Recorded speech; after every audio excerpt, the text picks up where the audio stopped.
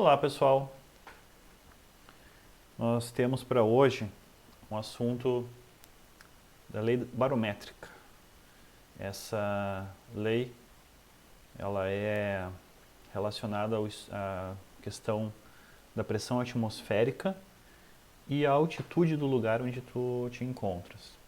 Então, para entrar nesse assunto, a gente deveria discutir brevemente de onde vem a pressão atmosférica. Sabendo isso, a gente vai poder compreender qual é a relação entre pressão atmosférica e altitude, se ela aumenta, se ela diminui e de que maneira.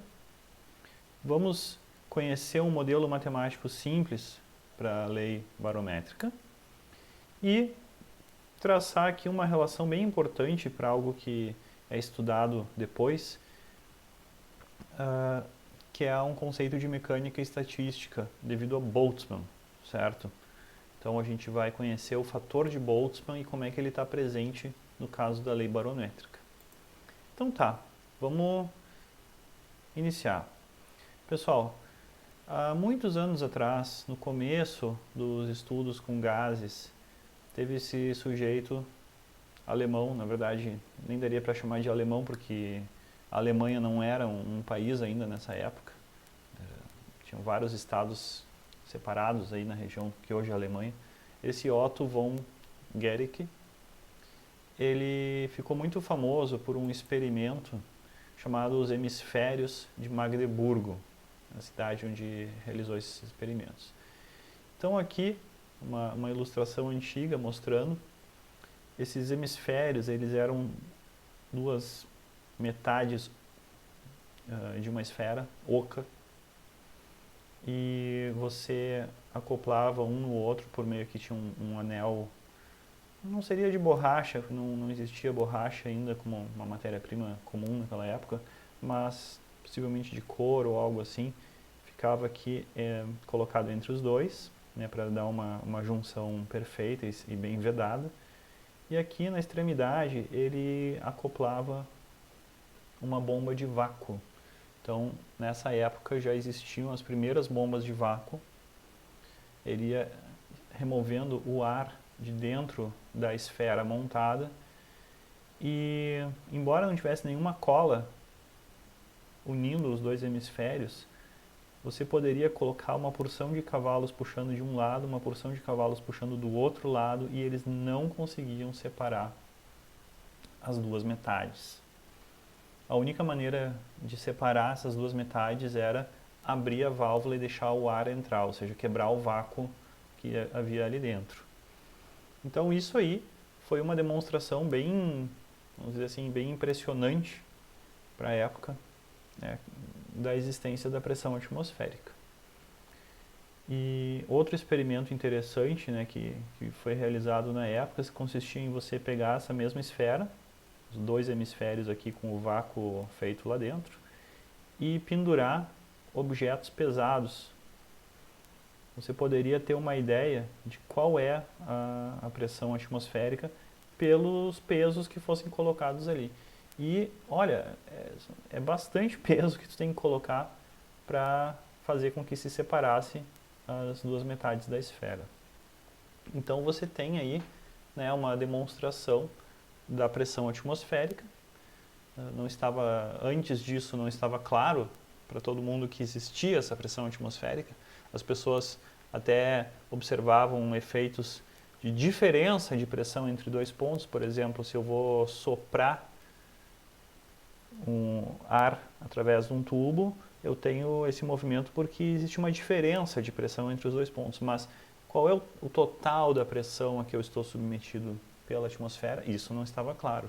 E por que a gente tem uma pressão atmosférica? Bom, para a gente entender isso, você tem os dois fatores, força da gravidade e a massa do ar acima de nós. Basicamente, nós sofremos aqui o efeito da pressão atmosférica porque o ar que está acima da nossa cabeça, ele tem peso e ele é retido em cima da superfície do nosso planeta pela força da gravidade. Então, essa ideia de pressão que a gente tem, que é a razão entre uma força e uma área, uma área superficial, né? Essa razão força sobre área. Que força é essa, afinal de contas? Bom, ela se deve basicamente à força-peso do ar que está acima de nós, certo? E se você vai observar o valor da pressão atmosférica, ao nível do mar, ela é bem diferente do que em altitude, em lugares altos, certo? Então aqui, por exemplo, nessa foto, nos aparados da serra, tem alguns canyons lá, como o Itaimbezinho, o Fortaleza. Não sei se vocês já visitaram esse lugar, mas vale muito a pena para quem não foi. Observem como as árvores, as araucárias ali, árvores enormes, elas são bem pequenininhas na foto e essa aqui é uma altitude bem grande, né, na vertical. Em alguns pontos, a diferença entre a base e o topo é da ordem de 1000 metros. Tá? Então, é uma baita diferença. E vocês podem imaginar que quem está lá embaixo, onde passa o riachinho, ele sofre uma pressão atmosférica, o efeito de uma pressão atmosférica, maior do que a pessoa que estivesse na beira do penhasco. Por quê? Bom, quem está na beira do penhasco tem sobre a sua cabeça uma massa de ar que vai desse ponto até o alto da atmosfera. Quem está aqui embaixo, além de ter essa massa de ar, tem mais o pedaço que está entre o fundo do cânion e o topo do cânion, certo? Então tem uma quantidade a mais de ar em cima da cabeça dele, que é pressionada, que tem um peso, então aqui embaixo tem uma pressão maior. Então você pode fazer um modelo para isso, certo? Aqui você tem um diagrama que mostra, então, a pressão atmosférica em milímetros de mercúrio, em diferentes altitudes. Ao nível do mar ela está como 760 milímetros de mercúrio. A pressão parcial do oxigênio é 160, ou seja, 21% da pressão total é referente ao gás oxigênio e é tranquilo para a gente respirar. Num lugar mais alto, como o topo do Monte Everest, 8,8 km de altura, você já tem uma pressão atmosférica de 250 milímetros de mercúrio. E 21% disso, 53 milímetros de mercúrio, é a pressão parcial do gás oxigênio neste local. Então você pode perceber que a concentração de moléculas de oxigênio aqui é muito menor do que ao nível do mar. Então as pessoas que estivessem aqui, porventura, elas iam ter muito mais dificuldade em respirar. É muito menos oxigênio para você poder respirar, certo? E se for para altitudes maiores, como usando um avião, até uma espaçonave, algo assim, você vai ter pressões cada vez menores, certo? Então tá. Então, em resumo, se você vai para um lugar muito alto, você tem uma menor massa de gás acima da tua cabeça, né? Nós temos, então, menos ar por cima da nossa cabeça, pesando sobre a nossa cabeça, então a pressão atmosférica se torna menor ali. Implicações desse fato, respirar ali fica o quê? Fica mais difícil, né? Mais difícil, porque você tem menos ar, menos oxigênio no ar. Cozinhar fica mais fácil ou mais difícil? Bom, você vai observar que fica mais difícil, fica muito mais demorado. Fica mais demorado. E se você quiser, sei lá, cozinhar um arroz num acampamento no alto da montanha, ele vai demorar mais para ficar pronto. E isso se deve ao fato de que a temperatura de ebulição dos líquidos fica menor. Se a pressão atmosférica é menor e o líquido ferve quando a sua pressão de vapor se torna igual à do ambiente que ele está, então, com uma menor temperatura, ele já está entrando em ebulição. Então, se o meu arroz que eu quero cozinhar, eu boto ele na água fervente, só que essa água não está fervendo a 100 graus Celsius, está fervendo a, sei lá, 90, então vai ser mais demorado para ele cozinhar, certo? Ele vai ficar imerso num líquido a uma temperatura não tão alta. Então, talvez essas pessoas que vão para um lugar assim devessem levar uma panela de pressão. Mas enfim, vamos trazer aqui então a lei barométrica. Vamos conhecer a lei barométrica, que é, né, a expressão que a gente tem para a expressão matemática para calcular a pressão em função da altura, né? A pressão vai ser dado como um valor numa altitude zero, o que tu escolher como o teu zero de altitude, vezes E elevado na menos essa expressão aqui, mgh sobre RT, massa molar, vezes aceleração da gravidade, vezes altura, dividido por RT. Eu escrevi com exp aqui, vou escrever normalmente com exp porque é mais fácil, mais rápido de digitar. Mas talvez vocês estejam mais acostumados a ver alguma coisa escrito assim, certo? Um E elevado aqui no expoente. Eu vou preferir essa maneira aqui, porque fica em letras maiores e, enfim, mais fácil de escrever, mais rápido. Tá, pessoal, então por que essa lei barométrica aqui, eu digo que ela é um modelo matemático bastante simplificado? Primeiro ponto, ela trata a atmosfera como isotérmica, ela tem a mesma temperatura em todas as altitudes, tá? Isso não condiz com a realidade. Você sabe que se você for em altitudes muito altas, a temperatura é menor. Então, não é tão perfeito esse modelo assim. Segundo, supõe a mesma composição em todas as altitudes. Por exemplo, se eu tenho aqui a massa molar do ar na superfície da Terra, 29 gramas por mol, porque você tem cerca de 20% de O2 e 80% de N2, aqui no nosso modelo está supondo que essa massa molar ela permanece, né, seja massa molar média ou enfim, ela permanece igual em todas as altitudes, tá? Então, em algumas atmosferas, né, talvez, ou em algumas faixas da nossa atmosfera, isso não é tão certo assim. Mas vamos dizer que até a estratosfera, sim, ela é bem misturada, a nossa atmosfera ela tem a mesma massa molar em média. Agora, essa parte da temperatura, bom, isso aqui não está muito bem representado, não é muito fiel à realidade. Mas, certo, já serve como um ponto de partida para a gente começar a compreender a coisa. Vocês viram aqui no desenho anterior, no diagrama, um perfil que é uma função exponencial. Aqui, conforme você vai aumentando a altitude, a pressão diminui. E aqui, então, você vê exatamente isso, uma função exponencial decrescente, certo?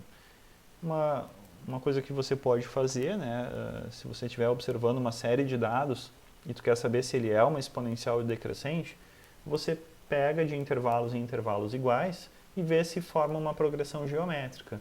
Isso é bem uma característica. Então, voltando aqui na imagem, você pode ver, se começa aqui em 760, a metade disso seria 380. Então, 380 é mais ou menos aqui em 5 km, tá? Então, a pressão atmosférica cai a metade, bem a grosso modo, em 5 km. Se eu subir mais 5 km, ela cai de novo pela metade. Se eu for de novo mais 5 km, cairia outra vez pela metade. Seria algo, né, aproximadamente assim, o que você observa na nossa atmosfera. Se ela fosse realmente uma atmosfera isotérmica, seria bem certinho essa progressão geométrica, né? Cai a metade a cada intervalo ali, que é mais ou menos uns 5 km, a julgar por esse diagrama. Como a nossa atmosfera, na realidade, não é tão isotérmica assim, ela é mais fria na parte alta, então não é perfeitamente uma progressão geométrica, tá? Não é perfeitamente uma função exponencial que vai aparecer aqui. Mas para o nosso modelo já serve, para começar já serve. Bom, então colocando aqui, né, a lei barométrica novamente, a nossa exponencial decrescente, eu quero salientar que só tem duas variáveis, né? A pressão é uma variável e ela aparece como função da altitude, certo? Da altura H. Então, aqui estão as definições, M com a barra em cima, massa molar do gás, ou massa molar média, G, aceleração da gravidade, P0, pressão na altitude zero. Você pode definir o nível zero onde você quiser, normalmente é o nível do mar, mas fica a teu critério. E eu vou te pedir então, né, como exercício, por favor, vamos estimar a pressão no alto dos aparados da serra, ou seja, no alto daquele canyon ali dos aparados da serra. Então eu preciso que a gente coloque alguns dados aqui de maneira razoável, tá? Então o que seria, pessoal, pensa aí o que seria a pressão no nível zero. Vamos combinar que o nível zero seja o nível do mar? Pode ser? Então tá. Digamos que a pressão lá seja de 1 atm ou 760 milímetros de mercúrio. Pode ser? Temperatura. Vamos dizer que a nossa atmosfera inteira tem uma certa temperatura. Qual vai ser ela? Sugiro 20 graus Celsius, pode ser. Não é nem muito frio, nem muito quente. Isso aí dá quanto? 293 Kelvin. Pode ser? Tá. O nosso ar atmosférico, ele é uma mistura mais ou menos 4/5 N2 e 1/5 de O2. Então, isso vai te deixar com uma massa molar de 29 gramas por mol. 29 gramas por mol. Só que... preciso mais alguma coisa? Sim, aceleração da gravidade. Tá. 9,8 metros por segundo ao quadrado. E qual é a altura no topo dos aparados da serra? 1000 metros, tá? Mais ou menos isso. Tem lugares um pouquinho mais baixos, outros um pouquinho mais altos, mas é isso. Então aí, o desenvolvimento. Você vai escrever essa fórmula, mas como tem esse termo enorme aqui dentro do expoente, né, do E elevado a alguma coisa, eu vou resumir, tá? Vou escrever assim, P é igual a P0 vezes E na menos X, ou exp de menos X, onde X é todo esse termo grande que está aqui, certo? Massa molar, GH sobre RT. E eu vou pedir que a gente olhe o que está no numerador e o que está no denominador, e vamos calcular isso. O resultado, gente, ele tem que ser um adimensional, porque é um expoente, ou seja, E elevado na menos X, tá? Então, é necessário que todas as unidades se cancelem. E você tem que escolher as unidades de maneira muito cuidadosa para que realmente aconteça isso. Se você não cancelar todas as unidades, você provavelmente vai errar o resultado. Então, eu sugiro, trabalha dentro do sistema internacional. Vamos lá, massa molar. Em vez de eu escrever 29 gramas por mol, eu vou escrever em quilogramas por mol. 0,029 quilogramas vezes mol na menos 1. Aceleração da gravidade, 9,8 metros por segundo ao quadrado. E a altura, 1000 metros. Então, tudo isso está em unidades do sistema internacional. Efetuando os números, 284,2. Aí, por gentileza, se você pegar o quilograma que está aqui e unir ao metro por segundo ao quadrado, você percebe que isso aqui tudo ficou uma unidade de quê? Uma unidade de quê? Massa vezes aceleração, correto? O que é massa vezes aceleração? Muito bem, massa vezes aceleração, unidade de força, né? Então, vou botar aqui, força, ele equivale a Newton. Quilograma, metro por segundo quadrado, equivale a Newton. Tem esse metro aqui, que tinha sobrado, né? Eu vou deixar ele aqui em rosinha. Ele está aqui. Então, o que acontece se você combinar uma unidade de força com uma unidade de comprimento? ou seja, Newton vezes metro. O que vem a ser isso? Força vezes distância é a dimensão de energia ou de trabalho, certo? Então ele vai acabar dando joule, que está aqui embaixo. Bom, o mol na menos 1 que tinha sobrado, ele ficou aqui de canto o tempo todo, certo? Então o resultado final ficou aqui 284,2 joule sobre mol. Então, interessante, né? Que está com energia, a dimensão de energia por mol. E se você olhar bem, mgh está muito suspeito, parece a expressão para energia potencial gravitacional. Vocês lembram da física? Pois é, e é exatamente isso que é. É uma energia potencial gravitacional, só que é por mol, certo? Então, por mol do material de que é feito a atmosfera. Então, tá. Então, 1 mol de atmosfera tem energia potencial gravitacional de 284,2 joules nessa altitude aí de 1000 metros. O termo RT, eu vou querer um R escolhido com as unidades do SI. Então, eu vou pegar aquele que traz joule. Então, 8 com 314 joule vezes mol na menos 1, Kelvin na menos 1. Multiplico pela temperatura, 293 Kelvin. Resultado, 2.433 joule sobre mol. Então, percebe que ficou joule sobre mol na expressão que vai no numerador e também no denominador. Então, eu posso, se eu trabalhar cuidadosamente dentro do sistema internacional, eu vou poder, então, obter. Vamos ver, 284,2 dividido por 2,436. E isso aqui, eu vou pegar a calculadora e efetuar. Eu pediria que tu também pausasse o vídeo e efetua para ver se tu também encontra. 2,436. Tá. 1,166. Então foi isso que eu encontrei aqui. Vocês encontraram isso também? Parece ok. Então, você vai finalizar o cálculo colocando a pressão P0 nas unidades que tu quiser, certo? O teu resultado vai estar nas unidades da pressão que tu escrever aqui. E o E elevado na menos x. Então, eu preciso escrever... Vocês preferem o quê? Em bar, atmosfera.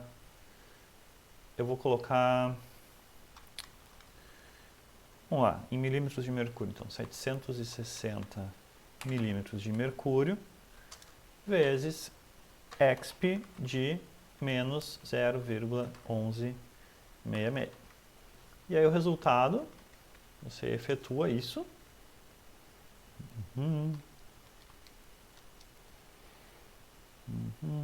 Vamos ver. Fez? Eu estou fazendo aqui na calculadora. Cadê? Menos 0,1166. 676. Então, eu vou escrever simplesmente assim, ó. Vou botar aqui.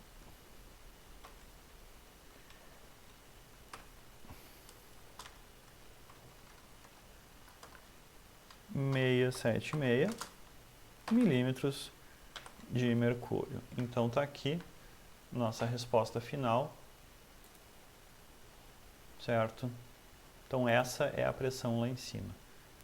Já é perceptivelmente menor do que ao nível do mar.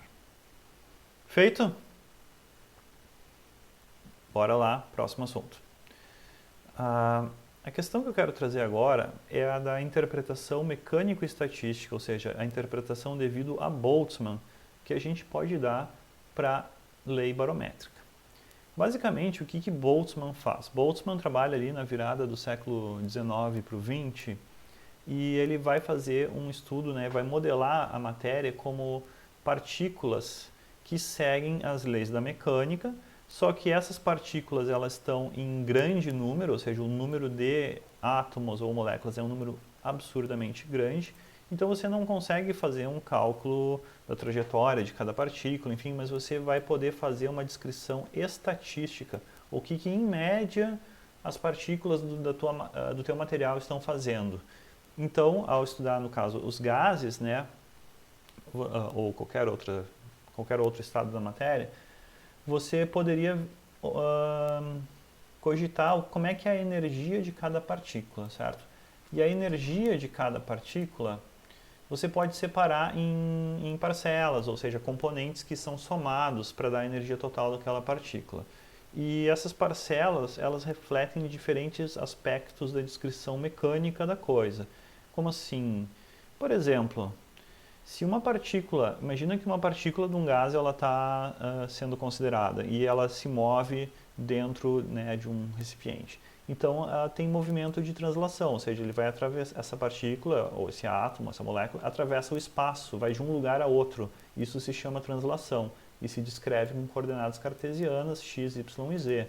E para cada uma dessas três componentes aqui, você tem um valor de energia cinética translacional. Então, não é que tenha uma energia cinética, na verdade tem três componentes, uma associada a cada eixo, certo? Tu somando essas três, tu tem a energia cinética translacional da partícula. Só que se essa partícula não for um simples átomo, ela talvez seja uma molécula, ela ainda pode ter uma energia cinética rotacional. Então, dependendo se ela é uma molécula linear ou é uma molécula angular ou que estrutura exatamente ela tem, ela vai ter até três componentes de energia cinética de rotação. Então, a coordenada angular dela, como é que ela está orientada no espaço, se traduz em mais três componentes de energia, ou até três. Uma outra coisa que também pode acontecer é você considerar a posição da sua molécula na direção vertical. E aí, você tem energia potencial gravitacional associada a isso. A molécula que está num lugar mais alto, ela tem uma maior energia potencial do que a molécula que está num lugar mais baixo, certo? Então, tudo isso, né, você ganha, são grandezas que você constrói, quando você olha para o teu gás como um sistema mecânico, um sistema de partículas em movimento, descrito pelas leis da mecânica clássica, as leis de Newton ou algo assim. E aí, o que o Boltzmann traz de resultado bem interessante, né, um dos resultados é que cada um desses componentes que eu estava falando ali, da energia, vai se distribuir estatisticamente, certo? Segundo uma relação em que o número de partículas com determinado valor de energia é proporcional a E elevado a menos essa energia sobre kBt. Já explico o que é esse kBt. Ou ainda proporcional a E elevado a menos a energia molar sobre RT. Então, essa expressão que está aqui é chamada fator de Boltzmann. E como você pode ver aqui, tem uma exponencial do tipo decrescente. Isso quer dizer que quando você considera energias muito grandes, essa exponencial dá um valor pequeno, mais próximo de zero. Quando essa energia é mais baixinha, essa exponencial dá um valor maior, certo? Então, significa basicamente o que? Um perfil estatístico de como se distribui moléculas com menos ou mais energia. E aí é uma ideia de uma exponencial decrescente. Quanto mais alta a energia que você está considerando, o valor da energia que você considera, menos a probabilidade, né, menos moléculas vão ter aquela situação. Então, no caso em que você esteja olhando para a energia potencial gravitacional, porque essa energia que a gente falava poderia ser qualquer uma daquelas componentes, no caso da componente de energia potencial gravitacional, a energia de uma partícula ela se torna mgh, massa da partícula, g a aceleração da gravidade, e h a altura dela em relação a uma origem, certo? Então aqui eu estou falando, esse m que eu estou falando aqui, é a massa talvez de um átomo ou de uma molécula, é uma massa muito, muito, muito, muito pequena, certo? Se eu quiser, em vez de dizer apenas que o número de partículas é proporcional a essa exponencial que está aqui, a esse fator exponencial que está aqui, eu posso transformar isso numa equação dizendo que n é igual a uma constante de proporcionalidade vezes esse negócio todo que está aqui. Qual é a constante de proporcionalidade? Basta tu imaginar o que acontece quando a coordenada h tem o valor zero. Você tem quantas? Você tem o número que existe na altitude zero, certo? Ops. Então você escreve que n é igual a n0 vezes essa exponencial e na menos mgh sobre kBt. Então você pode escrever nesses termos. E uma coisa que você já sabe é que a pressão de um gás é proporcional ao número de partículas de gás no volume que você está considerando. Então esses valores de n e n0 podem ser simplesmente substituídos, né, por P e P0, certo? A pressão na altitude H e a pressão na altitude zero. E aí a fórmula, né, o restante da fórmula fica igual. Então essa expressão aqui, ela está enunciada falando em mgh e kBt. Porém, nós conhecemos a lei barométrica em que aparece o m grande, massa molar de H, sobre RT. Então, as duas coisas são válidas, elas trazem no fundo a mesma informação. E para entender por quê, eu preciso que tu veja que a energia de uma partícula, a energia que uma partícula possui seria mgh, certo? Energia potencial gravitacional por partícula. E o termo kBt que está ali, Kb, constante de Boltzmann, vezes T, é uma medida da energia térmica também por partícula, certo? Então, quando tu calcula o Kb vezes T, é apenas quanta energia em média, né, energia térmica em média, da agitação térmica, tem cada partícula. Pois bem, se você quiser fazer as duas coisas em base molar, ou seja, eu quero saber por mol, eu teria que multiplicar tanto uma quanto a outra, ou seja, a de cima e a de baixo, ambas eu teria que multiplicar pela constante de Avogadro, certo?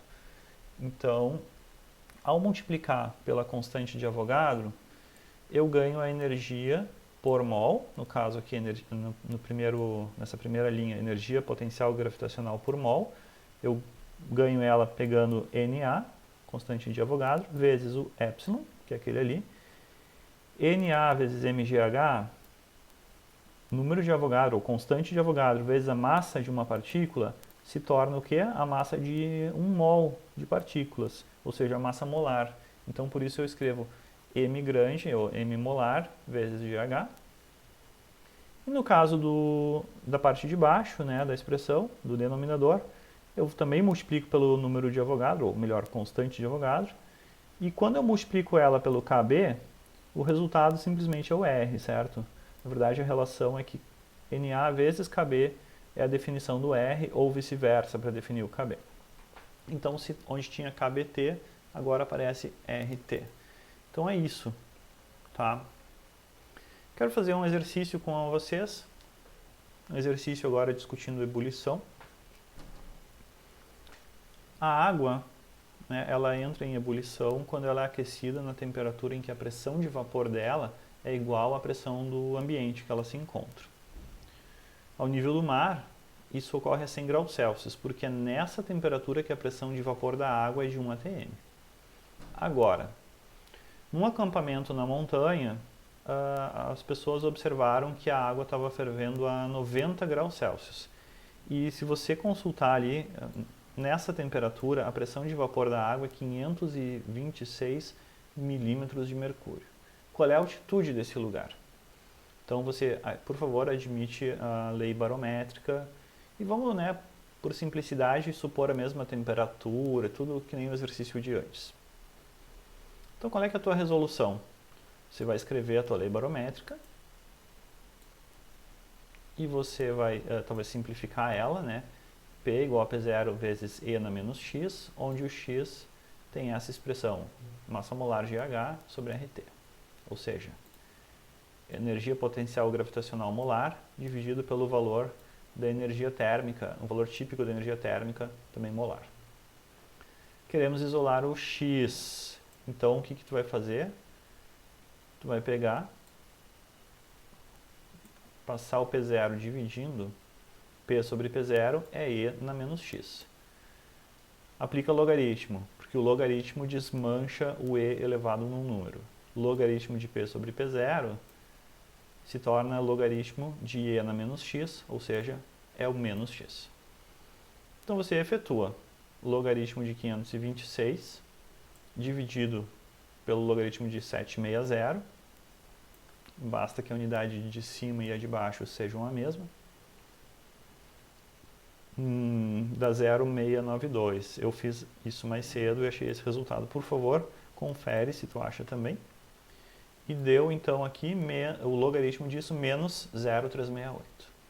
Então o valor do x é 0,368. Então tá.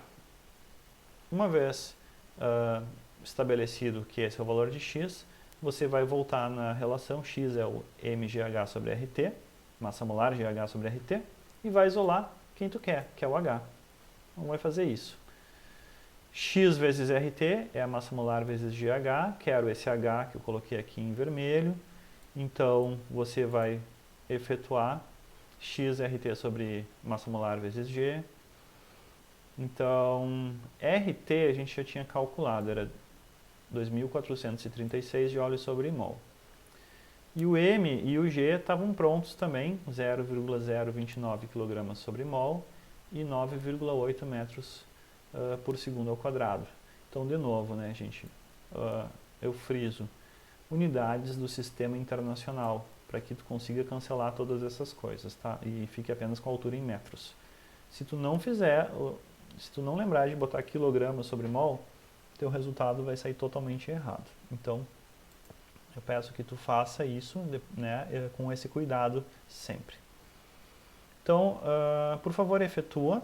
Eu achei 3.154 metros. Tu encontra isso também? Encontrou? Que bom. Claro que 4 algarismos significativos seria talvez um exagero, tá, gente? Eu não vou deixar 4 algarismos, vou escrever apenas 3,1 quilômetros, porque a gente já sabe, né, que a lei barométrica ela está ignorando as mudanças de temperatura entre um lugar e outro da atmosfera. Então ela não pode mesmo ser muito precisa, não assim na faixa de alguns quilômetros, tá? Então vou deixar com 2 algarismos aqui, isso está de bom tamanho. Perfeito? Deu certo para ti? Espero que tenha dado. Então tá, vamos seguir em frente. Temos mais uma coisinha ou outra. O que temos aqui? Ah, sim. Lembrar, né, que a lei barométrica ela está limitada. Quando a gente calcula com ela, você está supondo que a temperatura é constante em todas as altitudes. Eu preciso que tu lembre, então, que a tua atmosfera real ela não é assim. Talvez se tu estiver cogitando poucos metros, talvez uma diferença de altura de 100, 200, 300, 500 metros, até ok, ela está mais ou menos isotérmica. Mas se tu estiver olhando assim 5 km, 10 km, ela definitivamente ela não é isotérmica, tá? Então tem que ter essa consciência de que ela é isotérmica só em curto alcance, em maior distância nem tanto. Você, com a lei barométrica, você pode calcular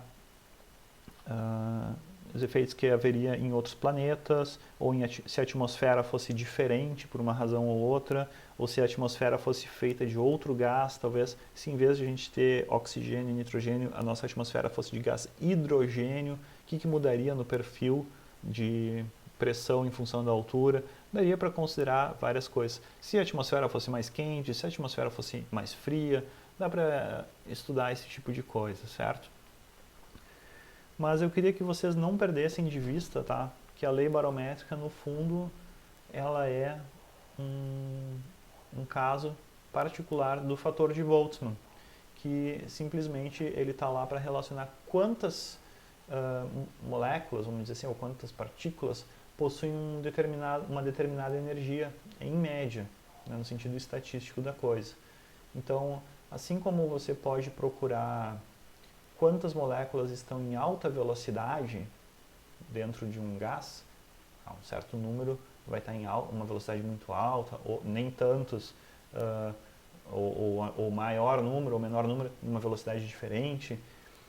Então, da mesma forma, esse fator de Boltzmann, ele também explica por que tem relativamente poucas partículas com uma grande energia potencial gravitacional e maior número com uma baixa energia potencial gravitacional, certo? Então tá. A gente vai voltar nesse tratamento mecânico-estatístico, nesse tratamento que o Boltzmann faz, em uma aula futura, quando a gente estiver trabalhando teoria cinética dos gases. Feito? Então tá. Espero que tenham aproveitado. Façam os exercícios. Falou? Um abraço.